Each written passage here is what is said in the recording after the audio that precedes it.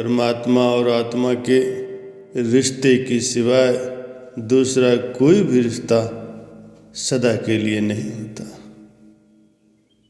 हमारे वर्तमान जीवन का आधार हमारी मन इंद्रियां या शरीर नहीं है, बल्कि आत्मा है, जो कि अजर अमर अविनाशी है, अजन्मा है। हमारी आत्मा बिल्कुल परमात्मा की ही तरह ज्ञान, शक्ति एवं आनंद रूप मानी जाती है, जिसे न आग जला सकती है, न पानी या अन्य चीज़ों से ये नष्ट की जा सकती। लेकिन अब सवाल उठता है कि आत्मा का असली निवास कहाँ है। वास्तव में आत्मा इस नश्वर संसार की रहने वाली नहीं है। असल में ये सहज आनंद और ज्ञान से पूर्ण अजर अमरधाम सतलोक की रहने वाली है और किसी भी भेदभाव से ये ग्रसित नहीं होती। इस लोक में आने के बाद आत्मा को काल माया के संसार में रहने के लिए अपने ऊपर मायावी पर्दे डालने पड़ते हैं, क्योंकि इस मायावी जगत में आत्मा अपने विशुद्ध रूप में नहीं रह सकती और न ही सांसारिक लोग आत्मा का असली तेज व उसका प्रकाश सहन कर पाएंगे। अब बात आत्मा और जीव के साथ की। जब तक आत्मा मन एवं इंद्रियों का साथ नहीं लेती, तब तक वो पूर्ण रूप से अपने शुद्ध स्वरूप में होती। लेकिन जैसे ही वो मन एवं इंद्रियों का साथ लेती है, तब वो जीवात्मा कहलाती है। और हमारे वर्तमान जीवन में जीव एवं आत्मा का मेल है। शरीर एक रथ के समान है, मन घोड़ों की तरह है और आत्मा रथवान है। आत्मा को सिर्फ मायावी संसार में रहने के लिए मन एवं इंद्रियों और शरीर की जरूरत पड़ती है। पवित्र रूहानी जगत सतलोक में इसे किसी पर भी निर्भर नहीं रहना पड़ता, क्योंकि मन इंद्रियां जड़ हैं। ये सब आत्मा के प्रकाश से प्रकाशित होकर के यह शक्ति लेकर काम करते हैं। धीरे धीरे ये आत्मा पर हावी हो जाते हैं और आत्मा के हुक्म में चलने की से जागो। ये तेरा देश नहीं है, तेरा असल देश तो सचखंड है। तेरा असल धर्म तो परमात्मा का प्रेम है। तेरा निस्वरूप मन व इंद्रियां नहीं है, तो केवल चेतन है। हमें हमारे असली स्वरूप का संदेश एवं पहचान देते हैं। असली स्वरूप की पहचान का अर्थ होता है आत्मा को मन और इंद्रियों यानी शरीर के संबंध और बंधनों से अलग करते हुए उसे परमात्मा में लीन करना।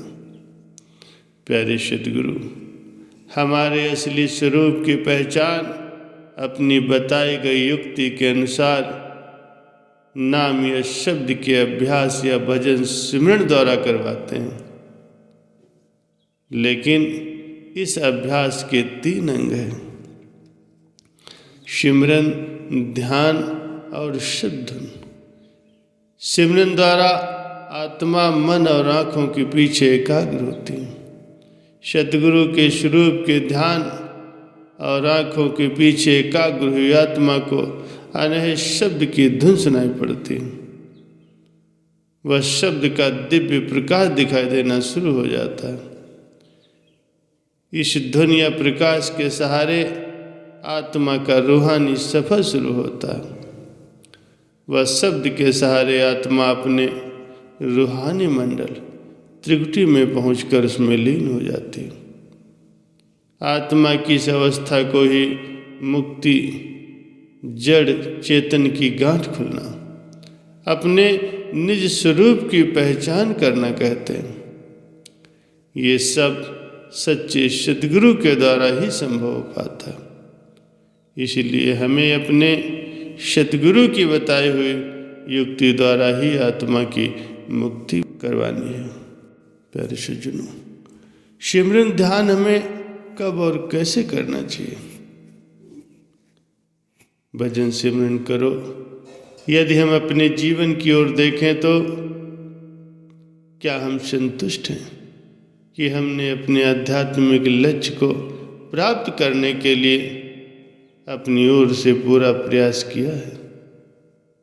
प्यारे सज्जनों, कभी रात को यदि नींद खुल जाए तो बिस्तर पर पड़े हुए नींद न आने के लिए परेशान मत हो। इस सुनहरे मौके को मत गंवाओ। ये तो बड़ी शुभ घड़ी है। सारा जगत सोया हुआ है, पत्नी बच्चे सब सोए हैं।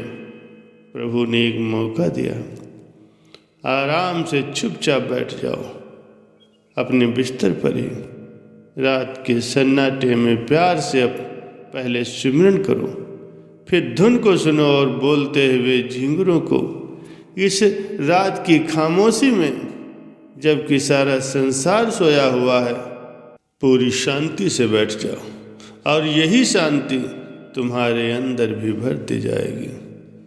तुम्हारे शांत मन में भी संगीत पैदा कर देगी। जब सारा घर और सारी दुनिया बेहोशी में सोई पड़ी हो तो आधी रात को चुपचाप सिमरन में बैठ जाना ही भजन के लिए सबसे शुभ घड़ी है। ध्यान हमारी मर्जी से नहीं लगता। ध्यान तो इतना नाजुक है कि एक पल में कहीं का कहीं पहुंच जाता है।